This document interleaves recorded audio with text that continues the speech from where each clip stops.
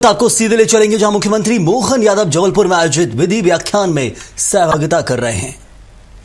के आनंद के साथ और ये न्यायालय की गरिमा को स्थापित किया, ये लोकतंत्र का आनंद है।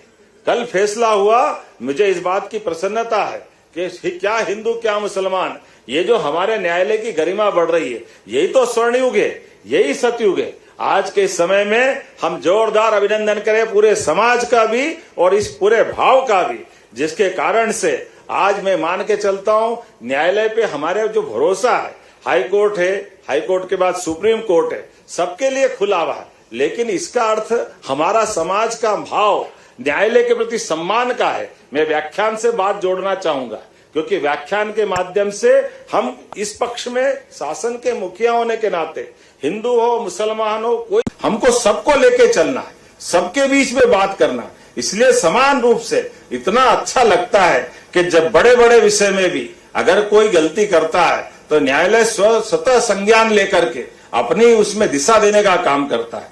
न्यायालय स्वतः एहसास करा करके अपनी एक दिशा देता है।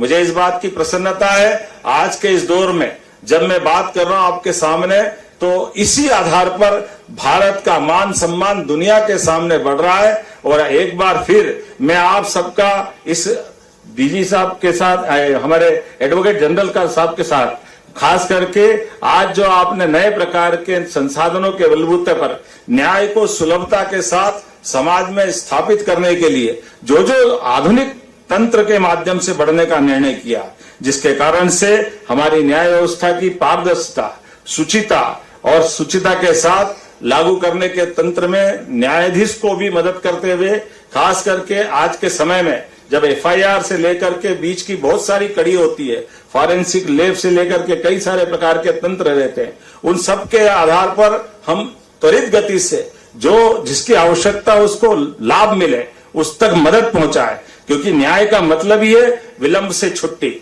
न्याय का मतलब ही है अन्याय से मुक्ति। जब अन्याय से मुक्ति की तरफ, न्याय की तरफ बढ़ते हुए कदम देखते हैं तो आधुनिक संसाधनों के बलबूते पर आगे बढ़ने का महत्व है। और इस बात के लिए पुनः मैं व्याख्यान के माध्यम से, चूंकि ये व्याख्यान हमारे बीच एक संदेश देगा कि हाँ, हम रानी दुर्गावती की नगरी से इस न्याय की बात कर रहे हैं। रानी दुर्गावती वो ऐसी शासिका जिसने उस कठिन काल में भी उस सत्ता के सामने अपनी देश की स्वतंत्रता के लिए 52 बार युद्ध जीतने के बाद भी मौका पड़ा तो अपना बलिदान कर दिया।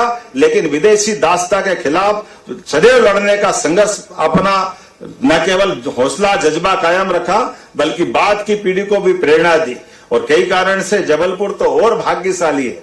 मां नर्मदा की धारा, यद्यपि पूरी धारा लगभग 2500 किलोमीटर तक जाती है, लेकिन मां नर्मदा का आशीर्वाद अगर किसी नगर को मिला है तो जबलपुर को ज्यादा मिला है। मां नर्मदा की धारा अमरकंटक से प्रारंभ होकर जब जबलपुर में आती है तो काली पत्थर की चट्टान भी संगमरमर की हो जाती है। वो एहसास हमको होता है। वो उज्जवल धवल धारा हमारी निर्मलता की, सुचिता की और मां के आशीर्वाद की कहानी कहती है। आज के इस अवसर पर मैं पुनः आप सबका वंदन करता हूं, अभिनंदन करता हूं। बहुत बहुत धन्यवाद। भारत माता की जय। कार्यक्रम को आगे बढ़ाते हुए अब मैं आज के समारोह के मुख्य अतिथि, न्याय के सर्वोच्च शिखर पर विराजमान भारत के मुख्य न्यायाधिपति माननीय श्री न्यायमूर्ति सूर्यकांत जी से विनम्र अनुरोध करता हूं